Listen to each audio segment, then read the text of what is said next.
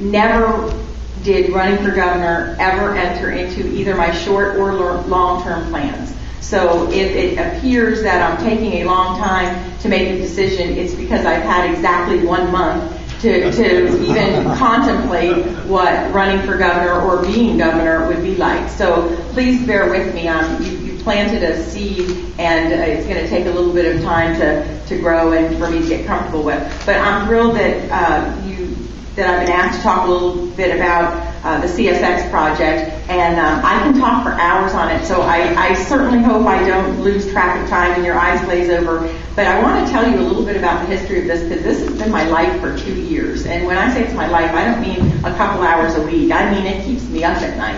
And I got so ingrained in this issue, and it's because it's more than just about a train, and it's more than just about a bad deal. There's an underlying issue here that sticks with the core of me, and I'll try and get to that point.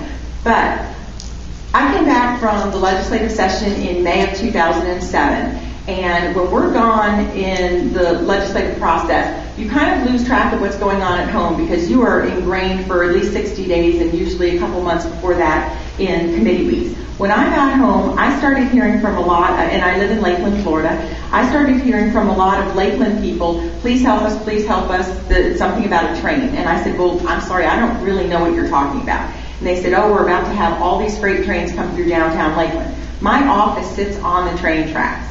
And we notice that trains are coming through. We have Amtrak coming through. We have a lot of CSX trains coming through. And that's cute and charming and nice and whatever. But it's starting to become a major impediment to commerce and to quality of life in our area. But CSX owns the tracks. They're entitled to run their trains. We built around them. We understand that. We're not complaining. What we started to get worried about, and what these people were contacting me about, is the fact that there was a deal that involved state money that was going to redirect freight traffic, so a lot more freight was going to come through downtown Lakeland, and that would have just killed our beautiful city that we've spent a lot of money rebuilding. When I started asking around for questions of the Florida Department of Transportation, their response was, what you're hearing about is related to this commuter rail system in Orlando. Ordinarily, a state senator from Lakeland, would not get involved in another community's issue. But when they told me that our freight issue was tied to this commuter rail issue, I became involved. When I started asking questions, they were being incredibly evasive in their answer, to the point where they weren't ignoring my questions, but what they were telling me was basically meaningless.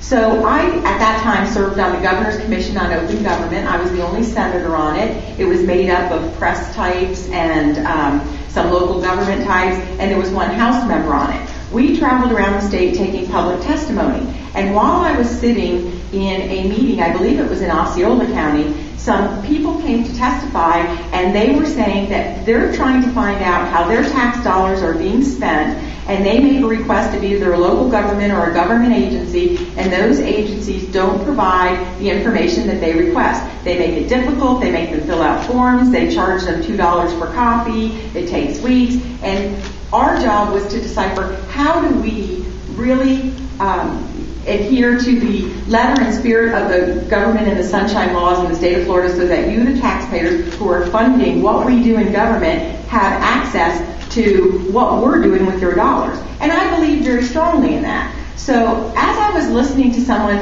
talk about doing a public records request, it hit me. I'm going to do a public records request on the Florida Department of Transportation for every document they have on this commuter rail deal, which somehow is more of a freight deal than a commuter rail deal, because the problem I'm facing is what's happening in my beloved city. So I did this public records request, and they were very nice about getting the information to me fairly quickly. I think it took less than 3 weeks. But they shipped me 27 boxes of documents. And those documents were in no particular order. I had no idea what I was looking at. It was just charts and graphs and all kinds of numbers and figures and whatnot. So I tried to make some sense of it. Of course, even to this day, I haven't made it through all 27 boxes. But other people have come in and have tried to make some sense of it as well. When I talked to the Florida Department of Transportation to try and get some further clarification, they handed me a term sheet. And on this term sheet, which I can show you is not very long, it lists the CSX term sheet funding dated 8/2/206. So keep in mind this was all the summer of 2007, about a year later. And they said, in order to do this commuter rail deal in Orlando, we're paying CSX $150 million for 61 miles of track. I didn't know if that was a good deal or not, 150 million, 61 miles of track. I don't know what rail track goes for, but let's assume that's a decent price. Then we were going to give CSX, a for-profit company, $23 million to relocate the tack yard, which is just a big industrial rail yard, to Winter Haven in Polk County. Come to find out, they're not really relocating it because Taft is going to remain open. It's just yet another rail yard that CSX will own. Then on top of that, CSX really didn't want to sell us the track, so CSX said, we want you to make freight improvements to the S line. Now, for those of you who don't know, from Jacksonville through the Orlando area is a CSX track called the A line, and then there's another one that comes through the heart of the state, through Ocala and Gainesville and Dade City, called the S line. Both of those lines meet in Lakeland. In fact, in Plant City, in Lakeland, and in Auburndale. Those two lines become one line. So they want to move the freight off of the A line to accommodate commuter rail onto the S line, which is maybe not even that bad a deal, but they want to move the freight line to the east of Lakeland. So every freight train you're now moving to the S line, if it's going to that ILC, which is a giant rail yard, is going to have to come through Lakeland. I did find a document in those 27 boxes that was a study of freight relocation, and it said that if they do these $198 million of improvements, they would be able to go from 20 trains a day through Lakeland to 54 trains a day. Can you imagine 54 trains a day through Lakeland? And if people say, but CSX owns the track, they're entitled to run as many trains as they want. No, they're entitled to run as many trains as they have capacity for. And right now they did not have capacity for 54 trains. But if we gave them $198 million of taxpayer money, not their own money, your money, my money, taxpayer money, they were going to be able to run 54 trains through downtown Lakeland and ruin the quality of life for my constituents, and to add insult to injury, using my constituents' taxpayer dollars to ruin their quality of life. And that's when I got involved in the issue. To continue on this term sheet, $150 to buy the tracks, $23 million for relocation of the tack yard, $198 million for capacity improvements on the S line. Then CSX said, but we also want $52 million for other freight improvements. Now, I can't blame CSX for being greedy, for trying to get taxpayers' money, but I damn sure can blame the Florida Department of Transportation for so cavalierly spending our money for a for-profit company to cut a deal for commuter rail. Now, I haven't even talked about the merits of commuter rail because right now I wasn't looking at the merits of commuter rail. I was trying to figure out how to save my constituents in Lakeland from having 54 trains come through with taxpayer money. They also wanted $59 million on top of that for 5 overpasses, not on the A line, which had anything to do with commuter rail, but again on the S line. That 59 was grossly underestimated. It turned into $209 million. Then they wanted $52 million, I think I already stated, for other freight improvements.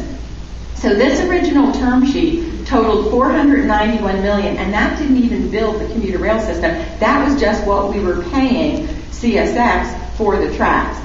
Once the $59 million turned into $209 million, now the price to CSX just to get them to sell us the tracks was $641 million. The folks in Orlando kept saying the entire commuter rail project was only $615 million. That was confusing to a lot of people for a long time. What you really needed to do was add the $615 million to the $641 million, and you came up with the $1.2 billion. That was a true and accurate number. But the media, particularly the Orlando Sentinel, really hounded me and said, first